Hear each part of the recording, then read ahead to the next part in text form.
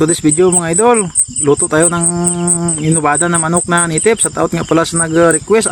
Ayan na po ang request nyo at agad ko na po palang ginisa yan. Hindi ko na pinakita kung paano ko kinatay kasi malakas ang ulan dito kanina at wala namang taga-video sa akin. Tingnan nyo po mga idol, sobrang taba po ng manok. Nagdidilaw yung kanyang mga ulo. At ayan po ang kanyang mga batikulon. Nasa 5 piraso yung kinatay ko kanina. Pero konti lang yung linuto ko at naglagay na pala ako ng munggo dyan. Nasa 5 piraso yung kinatay ko kasi birthday ng tatay ko bukas. Yung mga paa lang at mga kunting laman lang yung niluto ko. At agad na po ako naglagay ng tubig dyan kasi kulang yung tubig ng munggo. Tingnan nyo lang mga idol, sobrang sarap naman yung ulam natin mamaya. At naglagay lang pala ako dyan ng laman ng mga 10 piraso para kay misis. Kasi pagpulutan yan mamaya. At naglagay pala ako ng tanglad kanina, hindi ko na pinakita. Kasi malakas ang ulan at agad ko nang kunin yan. Yung kanyang lasa, nandyan na yun sa ating sabaw. Tignan nyo mga idol, yung pakpak, hindi ko na hiniwa para kay misis yan mamaya. Halo-haloin lang po natin at ilagay na po natin yung ubod ng saging. Yung ubod ng saging kanina, hindi ko na pinakita kung paano ko yan kinuha. Sinulay ko lang yan sa ulan. Wala kasi akong videographer.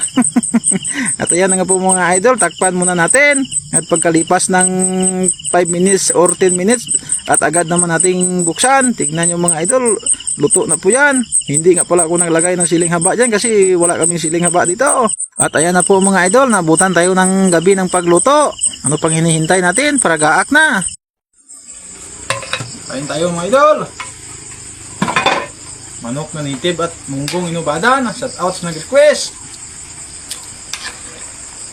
Kampiyon gini mga idol. Ito tayo kumain para gaak ta.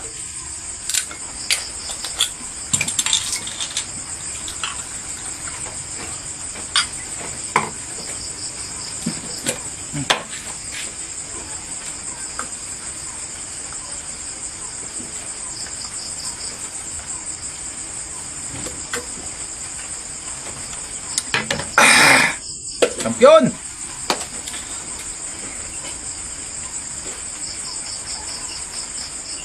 Ibin! Tak mga idol! Ang kabansihadong kanin!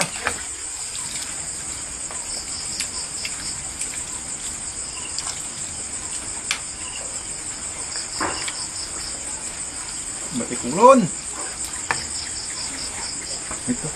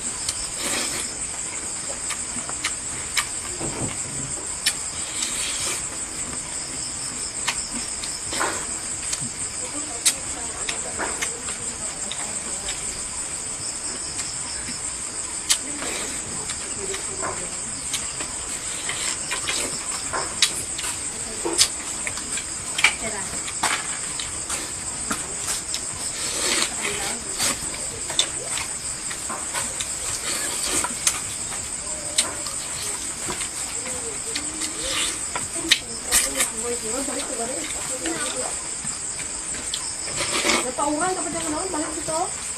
Mama, ako na ako.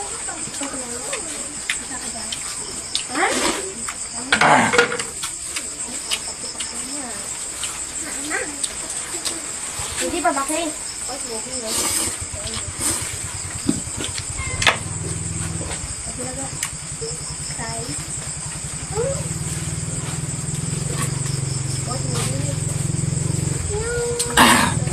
Thank you for watching. Bye-bye.